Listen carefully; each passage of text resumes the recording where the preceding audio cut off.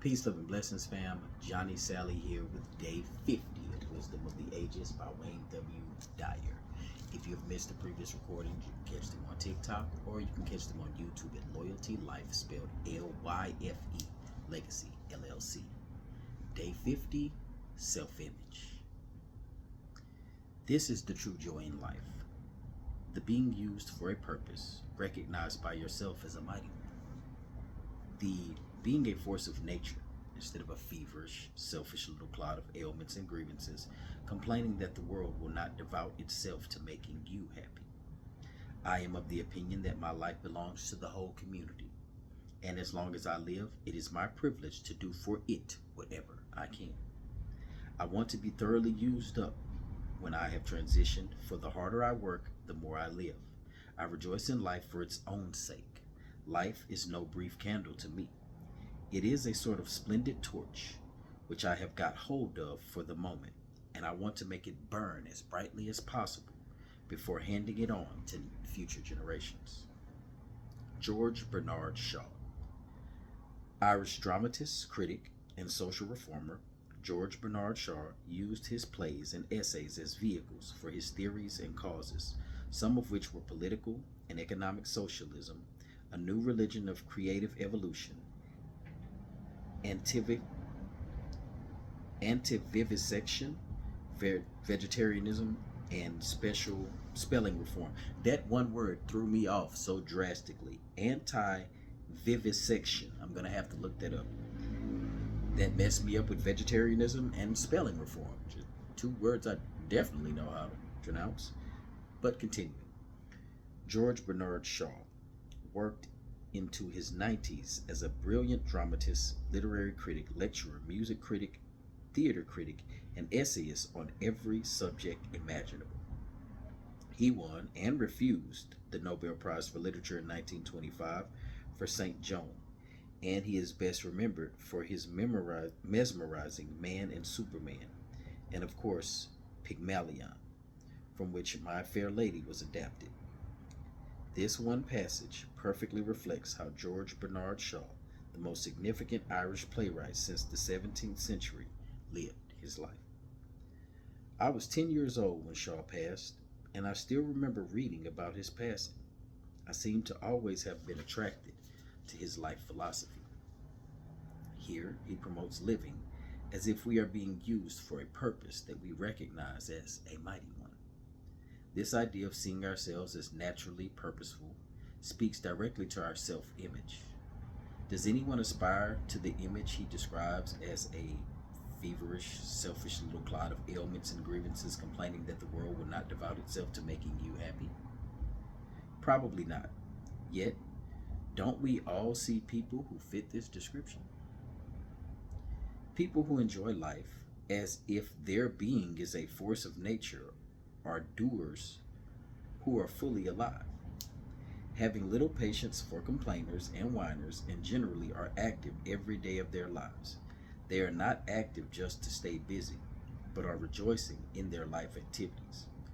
They have no time or interest for petty grievances, nor are they preoccupied with this kind of activity themselves. Shaw asks us to let go of our self-absorption and get involved in the true joy of life, which is to feel that you are being used for a purpose. In this passage, the dynamic and witty philosopher conveys his enormous enthusiasm for life and encourages us to embrace a comparable attitude toward everyone and everything. Let go of grumbling, moaning, and passivity by changing how you choose to perceive life in general. Says Shaw, he asks us to rejoice in life, not for the outcomes and rewards that come our way, but purely and simply for its own sake. This advice from one of the greatest examples of a fully functioning person is to shuck your passivity and your search for a reason to be happy. Instead, bring a joyful knowing that your life has a natural purpose to accomplish, that the natural purpose to everyone you meet and everything you do. How does one accomplish this? My personal way is to remove myself from the energy fields of those who violate the principles that Shaw is writing about. When I begin to hear grievances, complaining, and pitching, I deliberately, quietly move out of that space as quickly as possible. Generally, I will do or say something that might be interpreted as rejection. I simply refuse to have that kind of energy in my immediate surroundings. I have also found that the less I verbalize, the less I have to complain about. Almost 20 years ago, I decided to stop using these sentences. I'm tired, I don't feel well, or I'm getting a cold. This was a conscious choice based on my reading of this particular phrase of Shaw's, which I partially included in some of my earliest writings. By not using these sentences, I was forced to rethink my inner attitudes about fatigue and illness.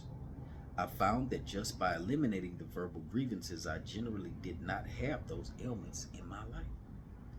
When I encounter other people telling me how tired they are or how they feel a cold coming on, I usually respond, "Don't think tired thoughts," or "Don't think cold thoughts." I often receive a puzzled look, yet the message is conveyed, and I also let them know that I am not going to be seduced into a discussion of their complaints and grievances. If you are willing to apply this advice, this one selection of George Bernard Shaw's, taken to heart, can literally change the state of your mind. If each day you see yourself as a mighty one and forego self-importance and complaints in favor of viewing life as a splendid torch that illuminates your life in a magnificent way, you will know what Shaw means by the true joy of life. I love the idea of being thoroughly used up when I transition. To me, this means not having thoughts that keep us immobilized or in any way removed from our own heroic mission. It means absolutely refusing to think and act in any way that denies that we are a force of nature and here for a purpose. Any inner thoughts that keep us from knowing and mobilizing this force will be first identified and then, step by step, rejected. It means that you are not going to transition with your music still on or in you. You may feel that this advice is fine for a genius like George Bernard Shaw, but does not apply to you. Because in many ways, you do see yourself as a selfish little clod.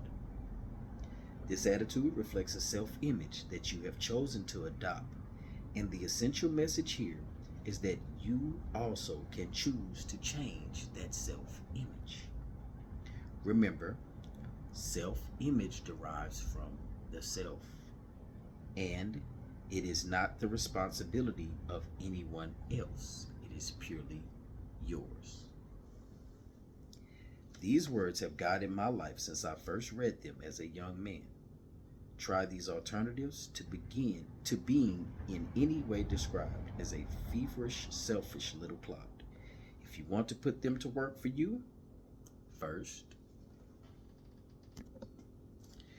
remove from your vocabulary statements about anything you do not want to manifest into your life. Remove from your vocabulary statements about anything that you do not want to manifest into your life. Catch yourself when announcing your ailments, fatigue, or fears, and stay silent rather than radiating a self-fulfilling prophecy. 2. Remove yourself physically as subtly as you can from those who persistently insist on burdening you with their grievances. 3. Put energy into your life by taking on new interests or projects and generally being consumed with rejoicing in life. Discontinue dismal habits that you've adopted which reflect a poor self-image. Eliminate self-denigrating labels or comments and let others who do this to you know privately that you do not want to be identified this way any longer. 4. Be a doer rather than a critic, complainer, or explainer. Let who you are speak for you and get in the habit of no longer suffering fools gladly. And 5, ignore criticism. My favorite quote from Albert Einstein, a contemporary of Shaw's, hangs on a poster in my office. Great spirits have always encountered violent opposition from mediocre minds. You are a great spirit. Live that way. I'm going to go back to remove from your vocabulary statements about anything that you do not want to manifest into your life. That is heavy when it comes to self-image, because many a times people will continue to harp on the things that they say they want to change. It goes back to my conversation about wish over work in one of my previous videos, where people will make statements about the things they want to change in their life, but instead of focusing on changing those things by taking the necessary actions, what they begin to do is list out all the reasons why they want to change what they want to change without ever actually coming up with solutions. Now, I didn't mean to go this way when I put my shirt on, solutions over situations, but self-image is one of those areas of creating a solution over harping on the situation. Now, when you learn that the words that come out of your mouth are not only miraculous, are not only manifesting exactly whatever you say, then you understand what he means by being silent and not speaking as much. Because we are often inclined to be critics of everybody else because of how we may judge ourselves. And even in being critics of others, we're usually more lenient on those other individuals than we are of ourselves. So, applying some of those practices that he spoke on, especially the areas of speech and removing certain things. Like we could say now, my self-image is me looking annoyed at my beard because I hadn't put any oil in it today and all kind of other things, but that would be me falling into the explaining category instead of just adjusting it, no matter how many times I want to on the video. Why? Because I've chose to do these videos raw and live and not edit any of them. So, in knowing and understanding that, why is it that simple in other areas of life? If you want to manifest something, there's a level of being quiet about it within yourself and not having to speak against it all the time. That's sending out energy of confusion to the programming around you that you tell it, this is what I actually want. It's like wanting a relationship with someone and then doing everything opposite, not communicating with them, not reaching out to them when they reach out to you, speaking negatively about the situation, especially if it's something rekindled, like continuing to bring up the past and then getting mad when the partner brings up the past. I can continue on and on and on. It works the same way in a job. A person will get a job and they will be like, yeah, I started this job, I'm making some good money, but I really don't like this about it. I really don't like this about it. I really don't like this about it. I really don't like this about it. And then when the job is gone, now you're begging and wishing that the job returned instead of packing up, moving on, and figuring out the next stage or phase of life, which could be the more beneficial thing because you have literally manifested this which you are experiencing. So you can't be mad at the divine creator of all. You can't be mad at any of the gods, your ancestors, the job itself. People always want something to complain about, and the more that you do that, the more you bring in energy into your life that gives you situations that will cause you to complain more. And unless you're going to get paid for complaining, I don't know what to tell you. If you do get paid for complaining, then somewhere you spoke into existence that that's how you would like to live.